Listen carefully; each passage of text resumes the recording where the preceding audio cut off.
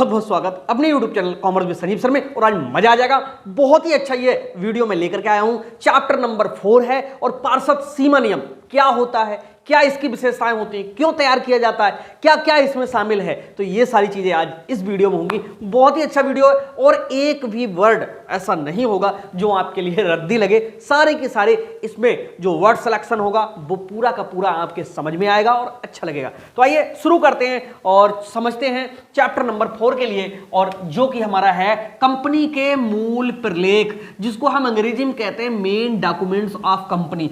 देखो, आप लोगों को मैंने समझाया है कि कंपनी क्या है, कोई व्यक्ति नहीं है, कोई इंसान नहीं है जो सारे क्रियाकलाप करते हुए चली जाती है। कंपनी दूसरे की संपत्तियां भी परचेज कर सकती है, अपनी संपत्तियां बेच सकती है, व्यापार कर सकती है, दूसरे पे मुकदमा दायर कर सकती है, खुद भी मुकदमा लड़ सकती है। और ये सारे काम कौन करता है? एक व्यक्ति करता है। तो कहने का मतलब यहां पर यह है कि कंपनी कोई व्यक्ति नहीं है, बल्कि फिर भी ये सारे काम करती है। तो भाई कैसे करती है वो? कंपनी चलती है कुछ अपने मेन पेपर्स के ऊपर, और इसीलिए कंपनी का जो निर्माण होता है वो एक कृत्रिम व्यक्ति के रूप में होता है। कृत्रिम व्यक्ति के अपने उसूल होते हैं, अपने नियम होते हैं, अपने कायदे कानून होते हैं, अपने अधिकार होते हैं, और यही सारी चीजें हमारी कंपनी भी रखती है। और कंपनी जिन अधिकारों को रखती है, जिन बातों को रखती है, उन्हीं को हम कंपनी के मूल प्रलेख कहते हैं, यानी इन्हीं को कहते हैं मेन डॉक्यूमेंट्स ऑफ कंपनी। तो बहुत अच्छा ये क्लास होगा आज का, और ये 4th जो चैप्टर है बिल्कुल इजीली आपका 100% अभी 5 मिनट के अंदर क्लियर हो जाएगा। ओके, तो आगे हम बढ़ते हैं। सबसे पहले हम बात करते हैं कि ये मुख्य प्रलेख होते क्या हैं। मुख्य प्रलेख, इनको हम कहते हैं मेन डॉक्यूमेंट्स ऑफ कंपनी। ठीक, कंपनी के जो मेन प्रलेख होते हैं, मेन डॉक्यूमेंट्स होते हैं, वो होते क्या हैं? तो भैया प्रलेख लिखा गया है, यहां पर प्रलेख है, माफ कर देंगे मेरे लिए। तो मुख्य प्रलेख का मतलब है उन कागजातों से जिनके बेस पे कंपनी चलती है। और कंपनी के अगर मुख्य प्रलेख की अगर हम बात करेंगे तो 3 होते हैं यहां पर। कौन कौन से होते हैं? सबसे पहले तो होता है हमारा पार्षद सीमा नियम, जो कि आज हम इसमें पूरे विस्तार से पढ़ाएंगे। दूसरा होता है पार्षद अंतर नियम। तीसरा होता है कंपनी का प्रविवरण, जिसको हम प्रोस्पेक्टस कहते हैं। लेकिन इन सब तीनों में सबसे ज्यादा मेन जो होता है वो होता है मेमोरेंडम ऑफ एसोसिएशन, जिसको हम पार्षद सीमा नियम भी कहते हैं। तो कंपनी के अगर मूल प्रलेख की बात करेंगे तो सबसे पहला जो प्रलेख होता है वो होता है पार्षद सीमा नियम। ओके, दूसरा इसी को कहते हैं मेमोरेंडम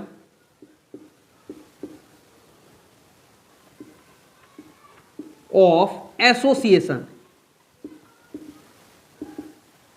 दूसरा होता है हमारा पार्षद अंतर नियम।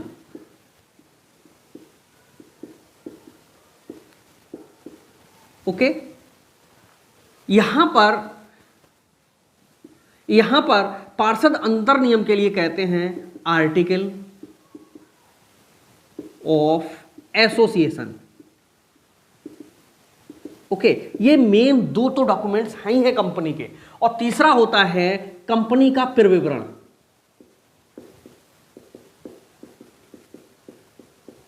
जिसको हम प्रोस्पेक्टस कहते हैं।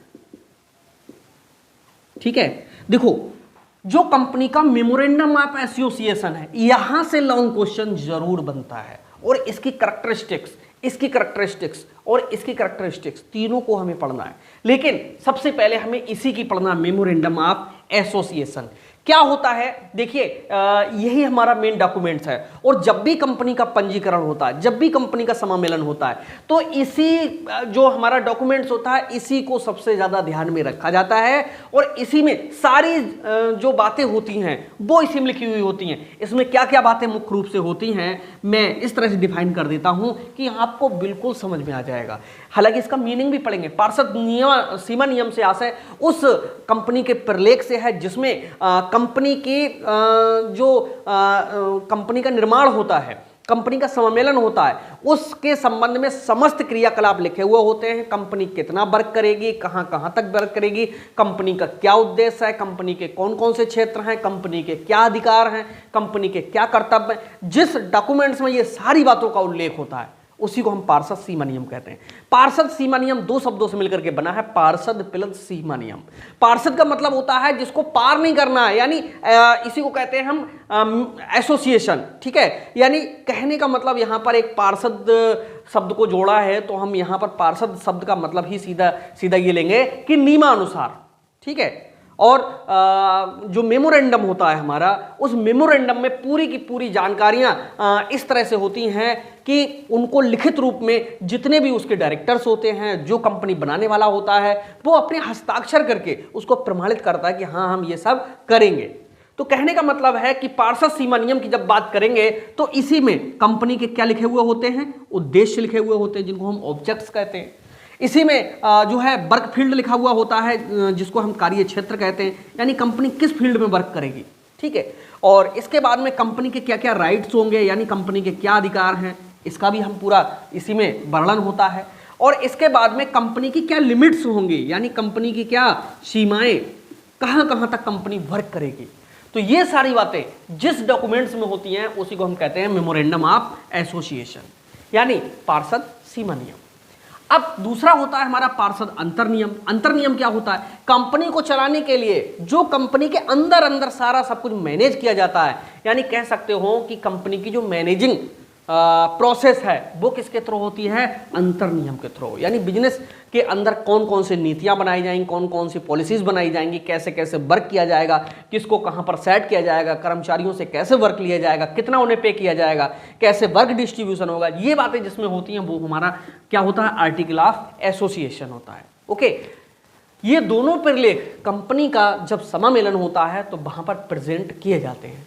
तीसरा होता है कंपनी का विवरण। अब कुछ यूनिवर्सिटी ने ये 3 चैप्टर्स बना दिए, तो बिल्कुल सही है, हम चैप्टर्स के रूप में पढ़ा देंगे, आपको तो कंटेंट मिलना चाहिए। किसी किसी यूनिवर्सिटी में ये 3रे नंबर पे ही चैप्टर होगा, लेकिन हमारे अनुसार ये 3rd नंबर पे चैप्टर है, तो भाई 4th नंबर पे चैप्टर है, तो हम 4th के अनुसार पढ़ रहे हैं। तो बात हम करेंगे आज मूल प्रलेख की। तो कंपनी के जो मूल मुख्य प्रलेख हैं या मूल प्रलेख हैं वो कौन कौन से हैं, पार्षद सीमा नियम, पार्षद अंतर नियम और कंपनी का विवरण। अब हम बात करते हैं